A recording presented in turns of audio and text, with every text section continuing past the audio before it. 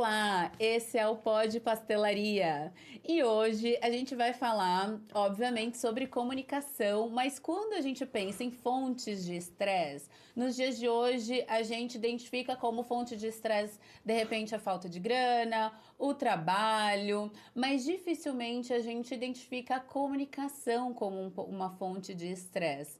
Então a gente vai conversar um pouco sobre isso. A comunicação ela não pode ser vista como algo separado. Tem muitas coisas que influenciam a nossa forma de se comunicar, desde o ambiente que fomos criados, até o gênero. E para bater esse papo comigo hoje, eu trouxe a Denise Moraes. A Denise, é uma pessoa muito importante na minha trajetória profissional.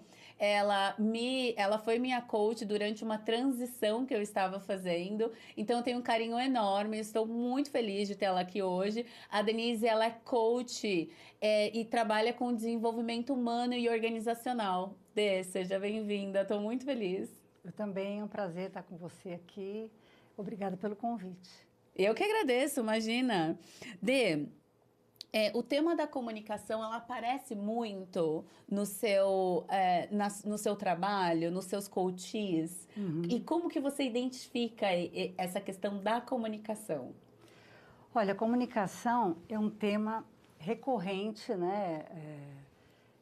Em qualquer mercado, em qualquer indústria, né, que eu atenda, não importa que tipo de produto ou serviço o meu cliente esteja vendendo, a comunicação sempre é uma questão. Né? E às vezes, o que eu ouço, muitas das vezes, o que eu ouço é as pessoas não entenderem que o conflito acontece, que a performance fica ruim, que o desempenho, né, de líderes e suas equipes são prejudicados porque a comunicação não está fluindo. Né?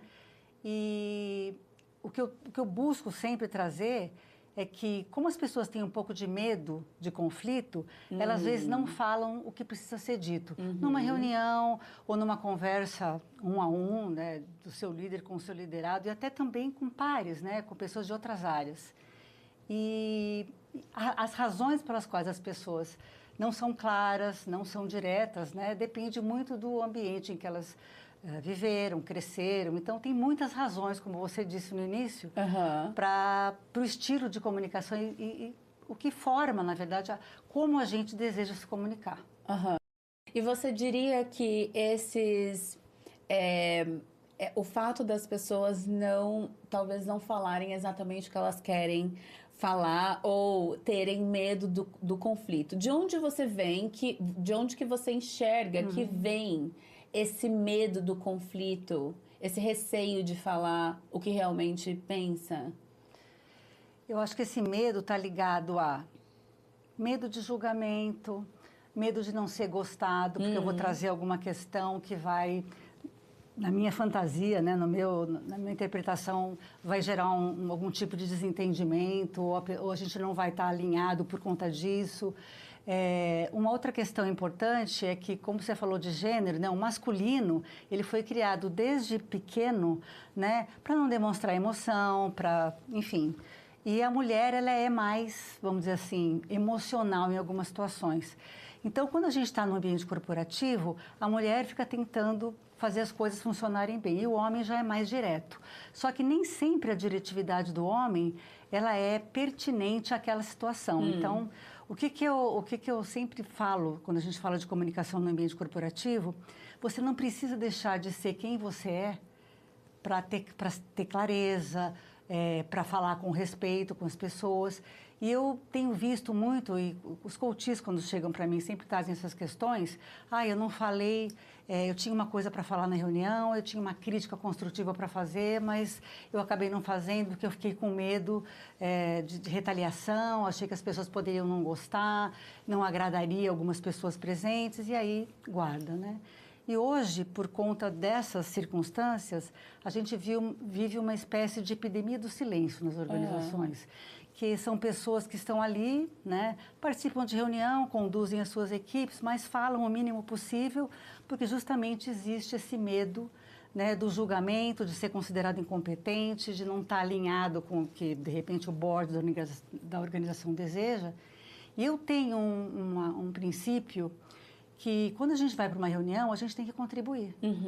Né? Então, se eu por acaso eu entender que eu vou me posicionar, mas eu não vou agradar algumas pessoas, que eu tenha clareza para fazer isso, que eu possa fazer uma leitura do cenário das pessoas e coloque a minha opinião, ou me posicione de um jeito tranquilo, né? Levando em conta as pessoas que estão presentes, mas não que a omissão não seja um caminho. Perfeito. Né? Perfeito. Odê, quando a gente vê esse medo, né, de se posicionar e trazer de repente... E aqui, obviamente, né, a gente está falando de se posicionar e, às vezes, trazer uma questão talvez mais delicada. A gente está, obviamente, falando de trazer isso de uma forma adequada, né? Entendendo o cenário, fazendo uma leitura de ambiente. Então, a gente está falando, nesse ponto, considerando todas essas questões. E aí, hoje, se fala muito da questão da segurança psicológica. Só que fala-se muito sobre isso, mas eu acho um conceito tão abrangente, né? Você pode trazer um pouco o que é a tal da segurança psicológica? Existe muito presente nas organizações o medo de errar. Né? E o medo de errar, ele vai acontecer na medida em que eu não me sinto à vontade de fazer críticas construtivas, de dar sugestões, ou de não concordar com alguma situação e trazer o meu ponto e me posicionar. Quando isso acontece, tem uma perda enorme para a organização, né? Para o resultado, para a produtividade. Então, como é que eu garanto uma segurança psicológica? Quando eu crio um ambiente onde a confiança está presente. Independente do que eu vou falar, se vai agradar ou não, se eu entendo que é importante para a tomada de uma decisão, para montar um planejamento estratégico ou para resolver um problema do dia a dia da organização, eu não devo me omitir. Agora, para que isso aconteça, é importante que a liderança tenha um comportamento, né, que convide as pessoas a falar, né, que mesmo que aquilo que foi dito não esteja alinhado, não esteja exatamente, vamos dizer assim, em linha com aquilo que pode ser feito, que o líder possa agradecer, falar, olha, muito obrigada pela sua sugestão, nesse momento a gente não vai poder acatar, e não desconsidere uma sugestão, uma crítica construtiva. Né? Então, a segurança psicológica, e aí eu vou citar a Amy Cuddy, que é do livro Organizações Sem Medo, que ela fala que quando existe a cultura da confiança nas organizações, as pessoas não têm medo de errar, se posicionam, fazem críticas construtivas e tudo flui melhor. Isso afeta positivamente a criatividade, a produtividade, a performance das pessoas, porque eu estou ali para ser quem eu sou, eu não tenho que usar uma máscara. Né? A segurança psicológica permite que as pessoas sejam autênticas. Claro, sempre travadas as devidas proporções, levando em conta o ambiente, as pessoas que estão presentes, né? Sempre com clareza e respeito. Mas isso é um trabalho que é um processo, né? E eu tenho sido muito demandada, inclusive, para falar desse tema nas organizações, porque as pessoas estão buscando isso. Isso pós-pandemia ficou muito forte. Né? Então, eu sempre incentivo, quando eu estou numa sessão de coaching, o coach, eu tinha que falar tal coisa. Eu falei, então, ache um momento, encontre uma forma, traga a sua verdade, traga aquilo que você está pensando, se você acredita que você vai agregar valor. Né? Não se omita. Né? Mas, para isso, é claro que precisa ter este campo criado de confiança. E aí, como criar este campo? Esse campo de confiança, ele é criado no dia a dia, nas pequenas atitudes do líder com a sua equipe. Né? Na preocupação que ele tem não só com o profissional, mas com a pessoa. Né? Na transparência com que ele lida com as pessoas e os assuntos, os temas delicados, seja organizacional, seja até de ordem pessoal. Quando você está liderando um time, você não está liderando o profissional, você está liderando aquela pessoa, que ela tem uma vida fora do trabalho, que tem problemas, e ela está ali, né? Enfim, dando o seu melhor para trazer resultados, ter alta performance e tudo mais. Então, quando você conquista essa confiança, que é ouvir com atenção, né, poder dar atenção a situações do dia a dia, poder acolher em momentos de estresse. Né? E isso parte também, na minha opinião, do quanto que o líder está disponível também para se revelar um pouco. Né? De falar de coisas, de repente, que ele está sentindo. Veja, existe um paradigma de liderança que o líder tem que estar sempre bem. Não é verdade. O líder é um ser humano como qualquer Sim. outro. Ele vai ter um dia que é mais tranquilo, um dia que ele está emotivo ou está mobilizado emocionalmente porque aconteceu alguma coisa pessoal. Então, não tem que ser super-homem, não tem que ser super-mulher. E a construção da confiança, desse campo onde as pessoas se trazem, né, onde o medo, onde as pessoas não operam pelo medo, é diário, sabe? É escuta, é fala. Por exemplo, eu escuto muitas vezes o líder falar assim, nossa, eles me perguntaram, minha equipe me perguntou uma coisa tão delicada, eu não posso responder. Eu disse que eu não sabia. E aí eu falo, mas por que você disse que você não sabia? Uhum. Não, porque eu acho que é melhor nessa hora mentir do que eu não posso falar. Isso está está super confidencial. Eu digo, olha, uma maneira mais tranquila de você tratar esse tema é dizer assim, olha, eu tenho conhecimento disso que você está me perguntando, eu estive em uma reunião onde esse assunto foi tratado, mas neste momento eu não posso falar ainda para vocês. Nós vamos ainda esperar algumas coisas acontecerem. Assim que eu tiver disponibilidade e eu puder falar, vocês serão os primeiros a saber. Você está trazendo transparência, a sua verdade não está falando sobre alguma coisa que é confidencial. E se a tua relação com o teu time foi pré-estabelecida com verdade, as pessoas vão entender. Porque sabe que quando acontecer isso, ele vai poder falar. Perfeito, né? Perfeito. E até o vínculo de confiança. Sim. Né? Você cria um vínculo de confiança. Porque eu acho que é normal a gente não poder falar tudo, né? Algumas coisas ainda estão em discussão. E eu acho que, às vezes, quando a gente fala, isso eu ainda não sei, eu acho que tudo bem falar não sei, né? Eu acho que, inclusive, é uma coisa que a gente incentiva, né, na comunicação, os líderes falarem tá tudo bem dizer eu não sei, vou procurar saber. Exatamente. Mas tem uma coisa também que, às vezes, parece que quando as pessoas sabem que aquilo está acontecendo, já é sabido, os corredores falam, as pessoas conversam, né? Então, já é sabido que aquilo está em pauta e que aquilo está sendo discutido. O líder falar não sei traz uma descredibilidade para ele, porque as outras pessoas vão falar... Gente, claro que ele sabe, né? Claro que ele sabe, entendeu? Então, é muito melhor atuar com transparência, falando, olha, sim, esse assunto está na mesa. Só que, até agora, não tem uma definição, uma resolução, uma definição concreta. Assim que tiver... Assim que tiver, vocês serão os primeiros a saber. Então, eu acho que são essas, como você falou, né? É uma construção no dia a dia, diário, de como você faz isso e você cria esse ambiente de confiança. E não é de um dia para o outro, né? Esse processo é conquista mesmo diária, né? Por exemplo, alguém da tua equipe comete um erro, né? Um erro que pode causar algum tipo de perda financeira ou... comprometimento de imagem da marca e tal, a forma como você trata esse erro passa uma mensagem poderosa para o time. Se você escuta a pessoa, faz a tratativa, vai para a solução e orienta, passa um tipo de mensagem. Se você reage mal, se você faz a pessoa se sentir constrangida, e se você vai se preocupar ou vai como tratativa, usar a punição. Então, o que é segurança psicológica? É saber que eu errei, né? que alguém da minha equipe errou, que não foi intencional, porque ninguém acorda de manhã e fala assim, hoje eu vou errar, quando eu estiver trabalhando. Né? E que o meu líder, o meu gestor, ele vai me acolher, ele vai dar a tratativa, vai me ajudar na solução, né? E, de repente, até usar isso como uma lição aprendida, né? O que eu fazia quando eu era executiva?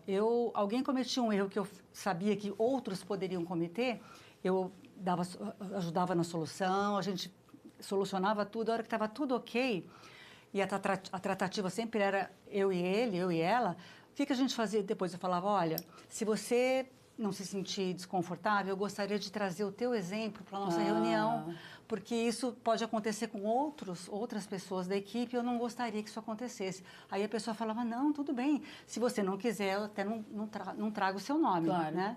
Mas normalmente as pessoas falavam, não, eu acho que todo mundo tem que aprender com isso. Então, o líder que passa uma mensagem de que o erro ele tem um papel que é aprender, que é fazer a gente aprender, tirar uma lição aprendida, o campo de confiança acontece naturalmente. Cresce, exatamente. E eu acho que combinar o jogo é importante, né? Sim. Você trouxe um ponto essencial. Sim. Né? Combinar o jogo antes, entender até para não deixar a pessoa constrangida. Exatamente. Porque as pessoas, elas lidam com erros de maneiras diferentes, né?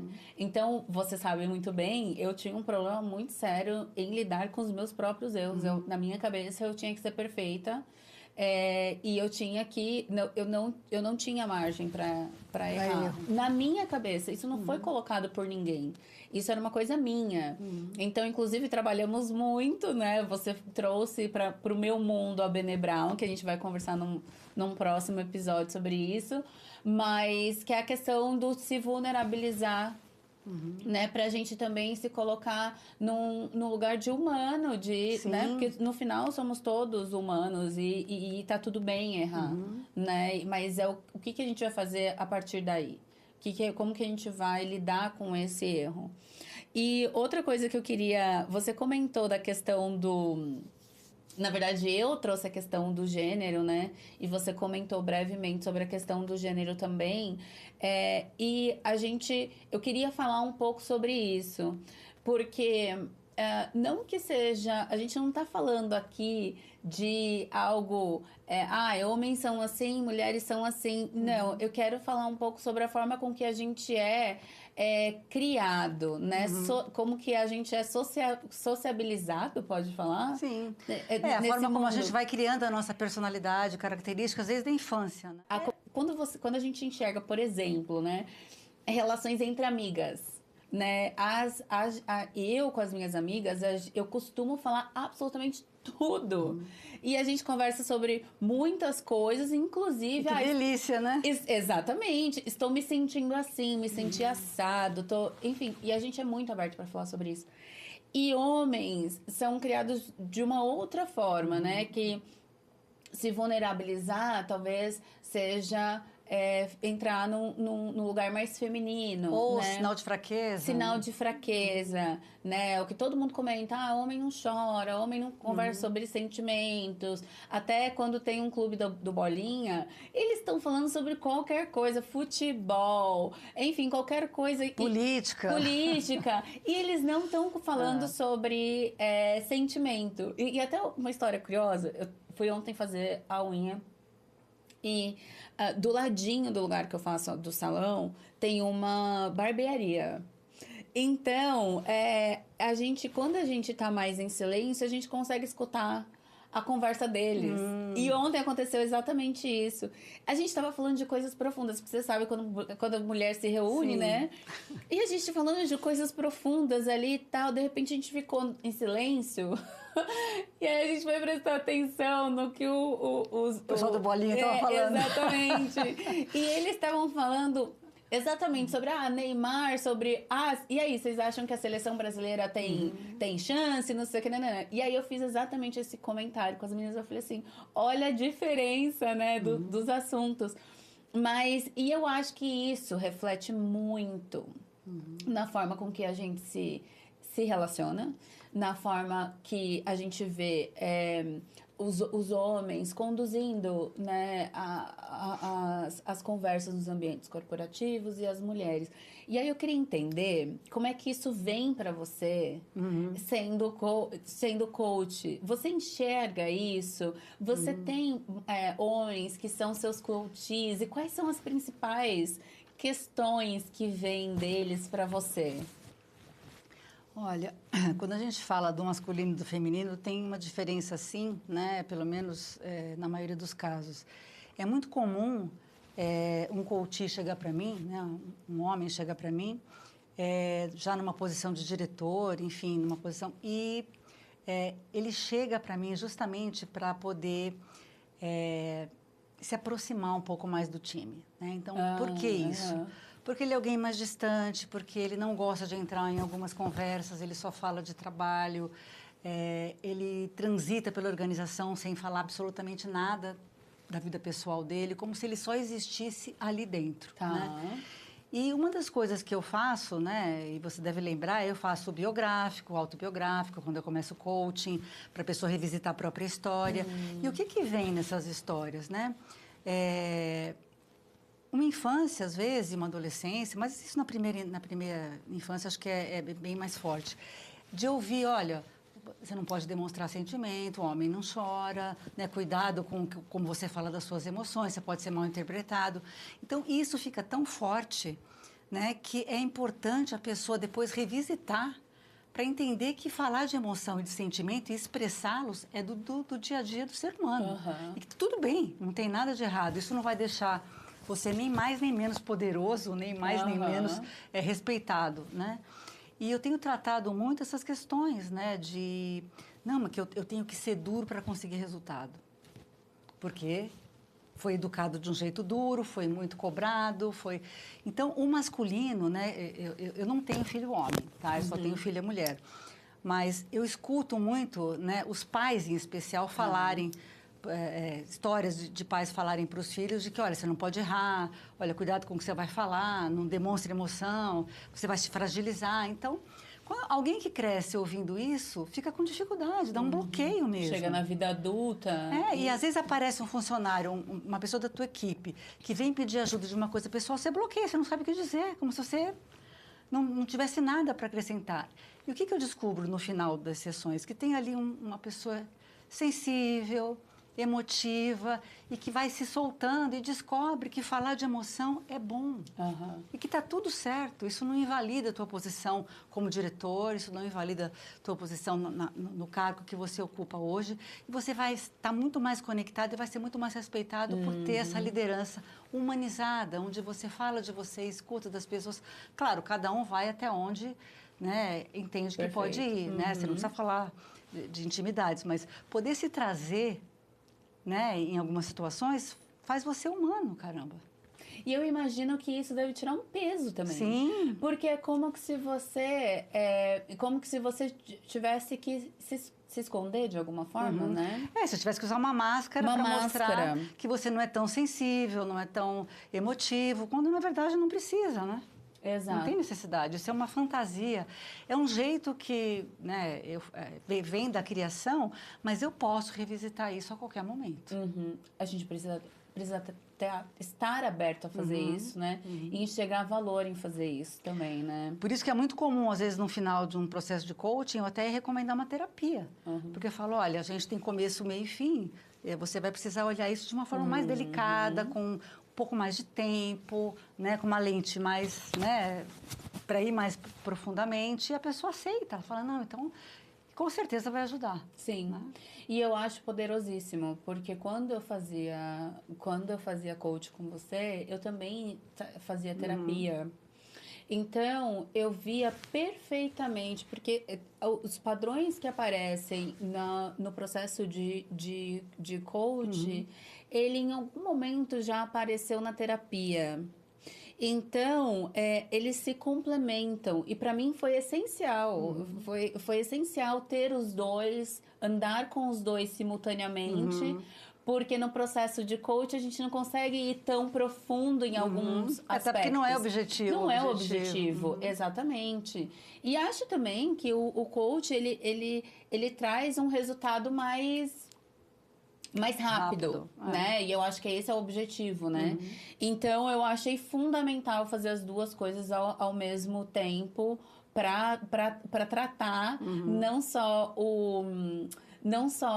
a causa, mas a fonte, né? Então, eu achei essencial. Odê, então você acha que esses padrões, né, eles de comportamento, eles aparecem geralmente na infância? Eles começam a se formar na infância? Eles começam a se formar de acordo com a cultura da família. Se você tem, por exemplo, eu às vezes recebo coaches que os pais eram militares, né? Ou o pai era militar.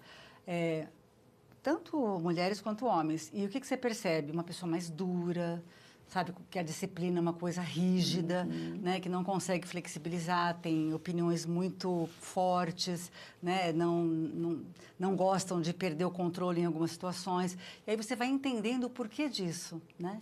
E aí você vai fazendo um convite para que a pessoa olhe o que isso impacta o outro. Porque a forma como a gente se comporta na vida e na organização não é diferente, impacta o outro. Com certeza. Né? Então, e aí, que tipo de resultado a pessoa deseja, seja ela mulher, seja homem? Porque as mulheres também absorvem muita coisa quando elas têm pais muito rígidos, né? Então, agora, quando a gente fala do feminino, é sempre assim, talvez uma tranquilidade maior de falar de emoções, né?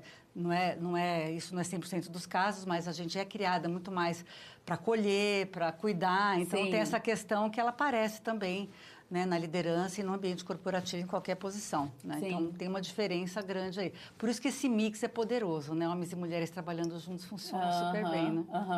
Odê, agora uma curiosidade minha. Você já teve algum coach que começou o processo e falou assim, não quero? Do tipo, vai mexer com coisas muito profundas ou não estou preparado ou simplesmente não quero? De desistir, não, mas eu tive situações onde a pessoa começou e na segunda, terceira sessão, quando eu comecei, né, a pegar a ir para alguns temas mais delicados, ele demorou um mês para marcar a próxima sessão.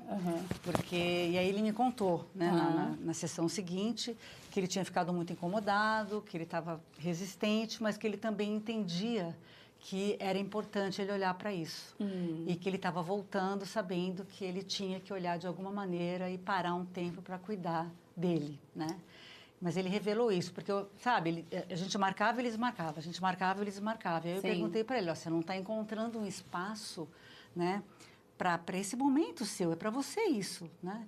E como coach, a gente está lá, né? Numa sessão, a gente está lá para falar o que a pessoa precisa ouvir, não o que ela quer, né? Porque o que ela quer, um monte de gente já fala, né? Então, às vezes, você provoca mesmo reflexões e, às vezes, incomoda. Mas ele foi super legítimo comigo e era um rapaz, ele falou, eu estava fugindo mesmo, mas eu vou encarar. E aí foi super bom, o processo terminou tranquilamente e ele revisitou uma série de coisas, foi bem, bem bacana. Que legal. E uma coisa que, assim como a terapia, né, o processo terapêutico, a gente precisa estar aberto, né? E eu lembro muito de um feedback seu que você falou assim pra mim, que bom, porque eu sempre tive, né, uma curiosidade muito grande na verdade, um desejo muito grande em fazer uma autoavaliação. E eu estava sempre ali, sempre busquei o autoconhecimento. Não por nada, mas porque você é uma buscadora mesmo. Exatamente. E eu lembro que você me deu esse feedback, você falou assim, porque nas nossas sessões eu trazia, você me fazia algumas provocações, e aí na próxima sessão eu trazia e falava assim, eu percebi que uma pessoa, né, que fulano falou uma coisa, eu reagi dessa forma, eu não queria ter reagido dessa forma, ou sei lá, tô aqui trazendo um exemplo, porque eu não lembro exatamente, né, mas aí eu lembro que você falou assim, fazer esse processo dessa forma que você está fazendo, a probabilidade de ter um resultado, né, é bem mais alta porque você está aberta ao processo. Está se observando, né? Está se observando, exatamente. Então, quando a pessoa busca esse processo, é igual você mentir para terapia. E eu acredito que tem gente que faça isso, né? Sim. Eu não sei. Se sabota, né? Se sabota. Então, eu acho que quando a gente começa esse processo, você realmente precisa estar aberto, porque se você não está aberto, realmente nada vai mudar. Né? Se o coaching não vem para o processo não acontece, né? E aí não importa, o profissional pode tentar tudo que não vai acontecer, porque no fundo o trabalho tem que ser feito pela pessoa. Sim. Pela pessoa. Mas, muito bom. Odê, quando que você acha, em que momento que você acha que o problema da comunicação começa a virar um desgaste emocional?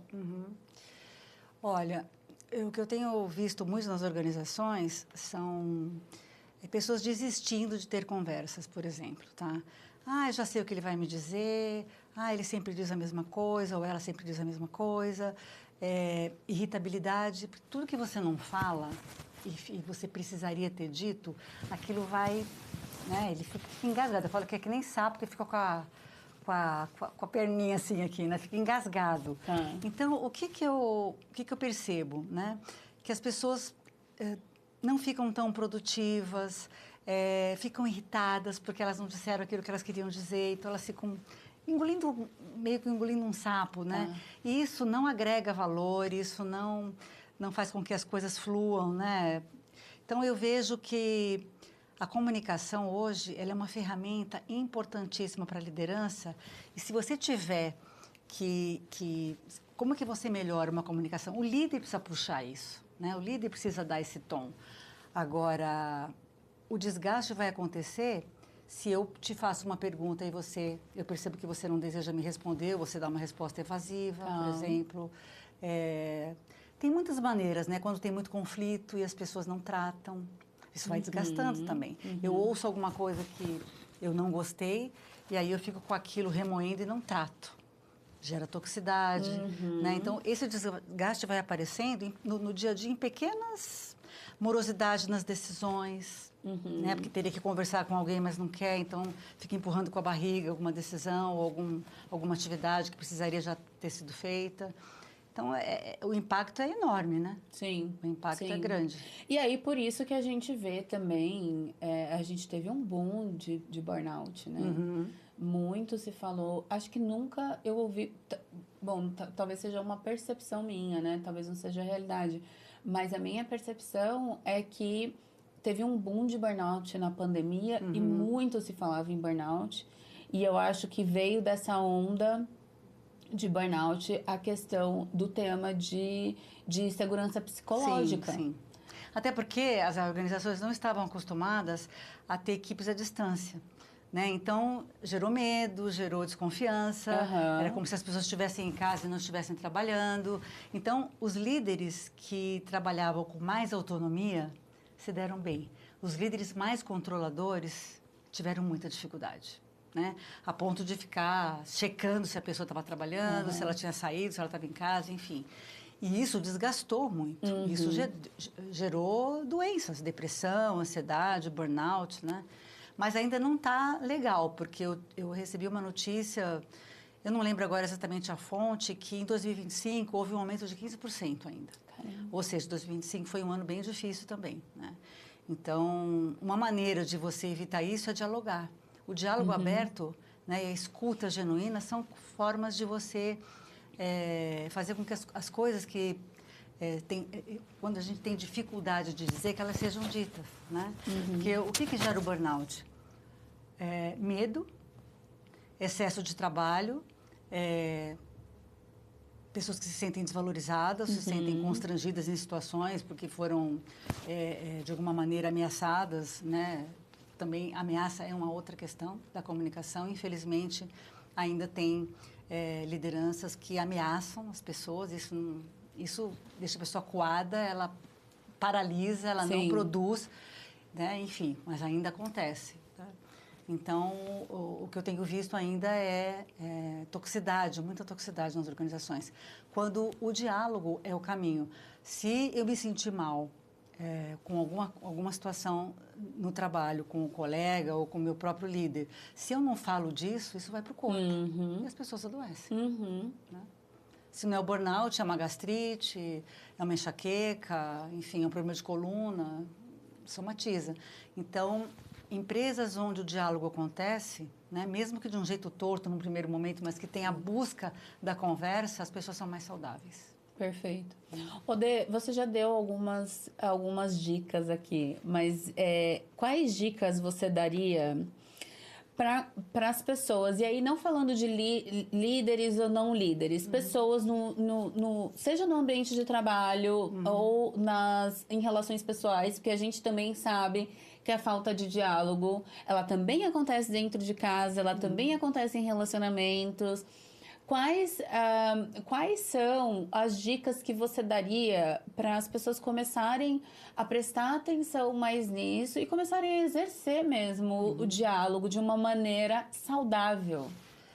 Olha, acho que a primeira dica é não esperar que o outro tome a iniciativa.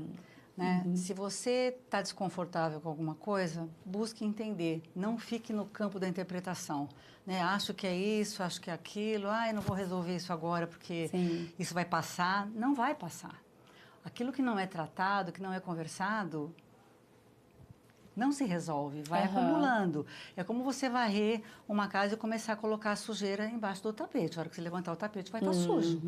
Então, poder tratar das questões quando elas acontecem, eu acho que é um caminho saudável. Esse é um ponto essencial. Porque senão vai acumulando. Aí acontece uma coisa hoje, eu resolvo não falar, e daqui a pouco acontece outra, e você vai acumulando.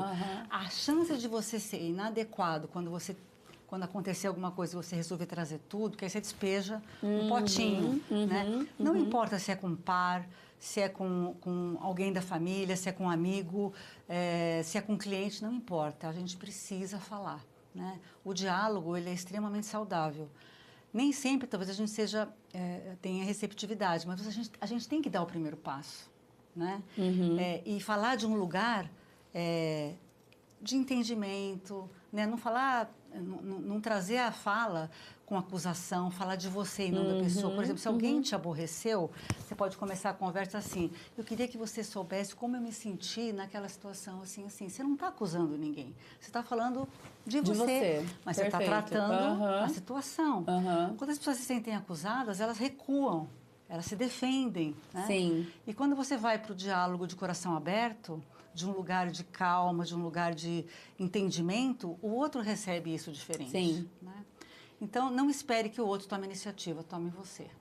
E não assuma o que o outro vai fazer com isso. Então, assim, ou não assuma que o outro vai reagir, a forma como o outro vai reagir, você não sabe. Você não tem controle nem responsabilidade sobre isso. Exatamente. E porque eu acho que às vezes isso, a dificuldade esteja também em achar que o outro vai reagir mal ou que o outro não vai escutar. Mas eu acho que só o fato de você ter a proatividade já traz para você uma certa tranquilidade ou uma sensação de bem-estar, talvez. Não é bem-estar que eu quero dizer, mas uma sensação de que estou fazendo algo. Sim, estou em movimento para resolver. Estou em movimento para resolver. Isso naturalmente vai te trazer uma sensação melhor do que ficar com aquilo guardado. Sim, sim. Né? E a outra coisa que eu dou de dica é que a gente possa ser o mais transparente possível e ser quem a gente é no dia a dia. Né? Sim. Porque isso também facilita as relações. Quando você está buscando ser encaixada, né, ser colocada num estereótipo ali ou numa forminha, né, que a organização quer, isso também não traz nenhum tipo de benefício. E o outro percebe quando você não é autêntica. Então, isso também não facilita o diálogo. Então, a questão da autenticidade, né, de você não gostar e dizer quando não gostou e poder...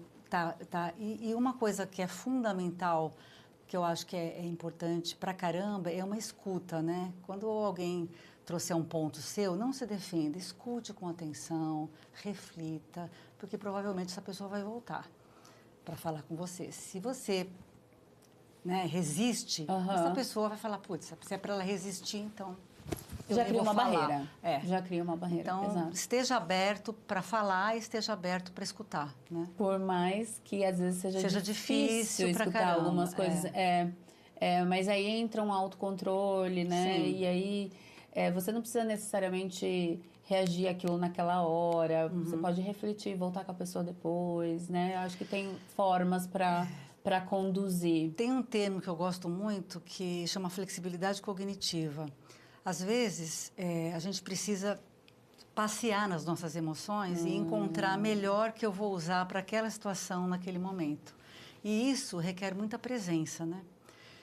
Qualidade de presença mesmo. Você está conversando com alguém, você está ali em nenhum outro lugar. Né? Você está mesmo observando o que está acontecendo ali, estando com você, não...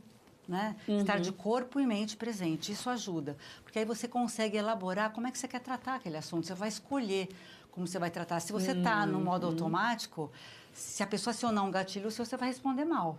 Ou vai responder impulsivamente.